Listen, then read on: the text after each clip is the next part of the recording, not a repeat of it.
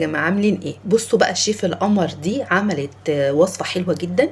لو ولادك بقى مش بيحبوا الفاكهة او الموز او اي نوع من الفاكهة نقدر بقى نعمله في الوصفة دي. الولاد هياكلوها وياكلوا صوابعها وراهم. جبت بقى بسكوت وحطت عليه الموز وحطت عملته زي عجينة كده. بصوا الجمال، كأنها زي كيك كده بالظبط.